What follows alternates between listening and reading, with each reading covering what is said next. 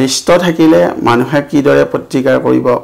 মানে উদ্ধাৰ পাব পাৰি সেই কথাটো ক'লে কি কোন কোন গ্ৰহৰ ৰিষ্ট পৰিছে এক নম্বৰ সেইটো চাব লাগিব মানে কেইটামান আমাৰ তাৰে ভিতৰতে গ্ৰহৰ ভিতৰত পাপ গ্ৰহ ধৰা গৈছে মঙ্গল শনি এনেকুৱা ধৰণৰ মানে পাপ গ্ৰহ ধৰা গৈছে গতিকে গ্ৰহসকল যদি তিনিটা পাপ মানে হেৰি হয় যেনে শনি থাকিল ৰাহু থাকিল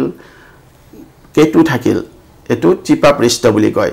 এই ত্ৰিপাপ ৰিষ্টটোৰ পৰা উদ্ধাৰ হবৰ কাৰণে আপুনি শনিক আৰাধনা কৰিব লাগিব শনি শক্তি যেটো আমি শনি বুলি কওঁতে বিষ্ণুয়ে হয় গ্ৰহৰূপী জনাৰ্দন মানে বিষ্ণুয়ে হয় শনিটো বিষ্ণুৰ এটা অংশ হয় শনিক একান্ত মানে আৰাধনা কৰিব লাগিব আপুনি কাৰোবাক দান কৰিব লাগিব কলা বস্তু দান কৰিব লাগিব কলাকা বস্তু খুৱাব লাগিব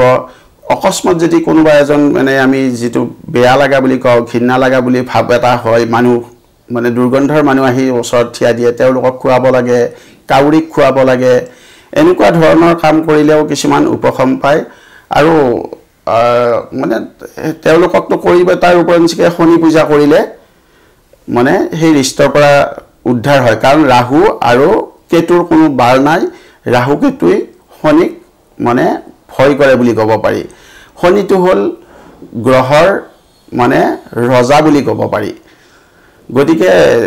ৰিষ্টটো কাৰ কাৰ পৰি আছে হেতু চাব লাগিব যদি মঙ্গল ৰবি বা শনি হয় তেতিয়া হলে কি হ'ব তেতিয়া কাক পূজা কৰিব ৰবি আৰু শনি বা মঙ্গল হলে এটো ৰিষ্ট মানে বহুত পাৱাৰফুল ৰিষ্ট হয় তেতিয়া ৰবি হলে সাধাৰণতে মানুহজনৰ ৰবি যেতিয়া পৰি থাকিব ৰবিয়ে সাধাৰণতে মানুহৰ তেজ উহি মানে হেতু কথাত কোৱা ভুল হৈছে ৰবি যেতিয়া মানুহৰ ৰিষ্টত পৰিব মানুহজনৰ মানে হিমোগ্লোবিন কমি যায় বুলি ফলে কি কয় মানে মানুহজন ক্ষীণাই যায় আমাৰ দৃষ্টিত ক্ষীণাই যায় ডক্টৰী ভাষাত হিমোগ্লোবিন কমিল বুলি কয় বা ৰোগ হোৱাৰ চান্স থাকে মানে আমাৰ নৱগ্ৰহগিতা আমাৰ শৰীৰত আছে মানুহে নৱগ্ৰহক ভয় কৰি কোবাৰ ওৰ পৰা তলৈকে যায় আমাৰ শৰীৰটোৱে নৱগ্ৰহৰ জৰিয়তে আমাৰ যেটো বেইন হয় হেতু বুধ গ্ৰহই চলাই আছে আমাৰ জিতাল হাৰ্ডি বুলি কয় হেডাল সেই হাৰ্ডিডাল শনিয়ে চলাই আছে সেই কাৰণে শনিক আমি ৰজা বুলি কৈ ৰাখো কাৰণ হাৰ্ডি নাথাকিলে মানুহ এটা বল হয় গতিকে শনিয়ে হাৰ্ডিডাল চাই আমাৰ মাংসপেশীখিনি মঙ্গল গ্ৰহই চাই আমাৰ টেষ্টটো চাই ৰবিয়ে চাই আমাৰ মানে কি হয় যেটো আমি এটা সঠিক পথেৰে চলি আছো এটো বৃহস্পতিয়ে আমাক পৰিচালনা কৰি থাকে ঠিক তেনেকৈ প্ৰতিটো গ্ৰহৰে কাম আমাৰ শৰীৰতে আছে শৰীৰত মানে আমাৰ শৰীৰত থাকিয়ে তেওঁলোকে পৰিচালনা কৰি আছে যেনেকৈ আমাৰ শাস্ত্ৰবিলাকতো পাইছো আমি ভগৱানক বেলেগত বিচাৰি ফুৰো ভগৱান আমাৰ হৃদয়ত যেনেকৈ আছে গ্ৰহসকলো ভগৱান যেতিয়া গ্ৰহসকলো আমাৰ লগতে আছে গতিকে হেতুৰ কাৰণে হে গ্ৰহসকলৰ পৰা উদ্ধাৰ পাবৰ কাৰণে এটা নিৰ্দিষ্ট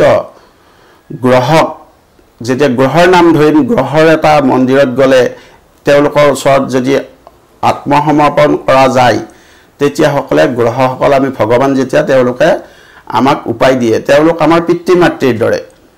দেৱতাসকল আমাৰ যেনেকৈ পিতৃ মাতৃ গ্ৰহসকলো দেৱতাই হয় এনেকুৱা নহয় যে গ্ৰহ বস্তুটো বেলেগ হয় গ্ৰহসকলো মানে সেই মানে দেৱতাসকলৰে 33 কোটি দেৱতাৰে ভিতৰত সোমাই আছে গতিকে আমি আমাৰ যেতিয়া মা দেউতাই আমি কেতিয়াবা ভুল কৰিলে আমাৰ মা দেউতাই কেতিয়াবা খং কৰিব পাৰে কিন্তু আমি যেতিয়া মা দেউতাক ওচৰত যাই সৰু হৈ যাওঁ তেও আমাক সেই যে আমি যে বেয়া কৰিছিলো হেতু তেও পাহৰি আকৌ আমাক নিজৰ আকৱালি লয় ঠিক তেনেকৈ দেৱতাসকলেও আমাৰ পিতৃ তুল্য সেই কাৰণে আমি দেৱী শক্তি বুলি ধৰো হেতু আমি সকলোকে মা বুলি কওঁ শিৱ বিষ্ণু এইবিলাক সকলোকে আমি বাবা বুলি কওঁ বাবা মানে দেউতা গতিকে দেউতাৰ ওচৰত যাই যেতিয়া মাকৰ ওচৰত যাই যেতিয়া আমি সৰু হম তেতিয়া হলে আমি তাৰ পৰা মানে উদ্ধাৰ পোৱা যাব ঠিক তেনেকৈ গ্ৰহসকলে যেতিয়া গ্ৰহৰ দশাত পৰিব গ্ৰহসকলৰ ৰিষ্টত থাকিব তেওঁলোকৰ চৰণত গলে আমি মানে পাম কিন্তু তেওঁলোকৰ চৰণত আপুনি গ'লে আপুনি 1 কেজি আপেল দিছোঁ দামী আপেল দিছোঁ মোক এইটো কাম কৰি দিয়ক বুলি ক'লে নকৰে আপোনাৰ হৃদয়ৰ পৰা তেওঁ লাডু খাব লাগিব মানে হৃদয়ৰ পৰা যাব লাগিব তেতিয়া তেওঁলোকে সন্তুষ্ট হয় আৰু তেওঁলোকক সন্তানক ৰক্ষা কৰিবৰ কাৰণে তেওঁলোকে এক মুহূৰ্ত সময় ৰখি নাথাকে সদায় ল'ৰা ছোৱালীক আমি কিবা এটা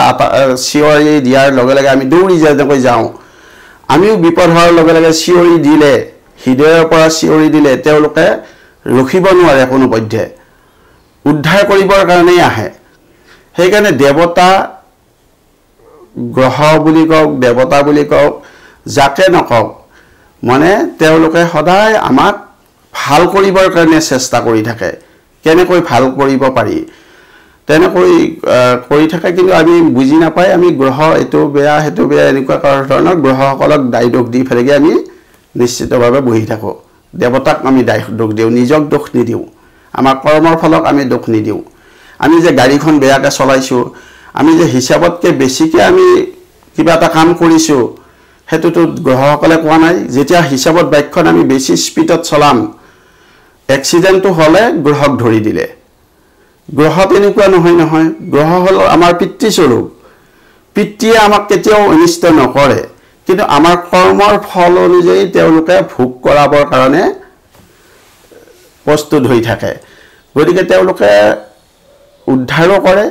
আৰু বিপদত হলে সেইকাৰণে গ্ৰহ মন্দিৰত যায় কিছুমানে শনি মন্দিৰত যায়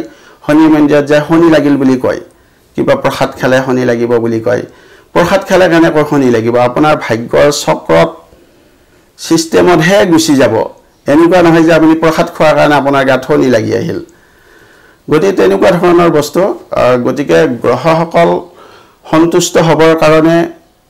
গ্ৰহসকলৰ বাতিপা পৃষ্ঠৰ পৰা মুক্তি পাবৰ কাৰণে একান্ত মানে তেওঁলোকক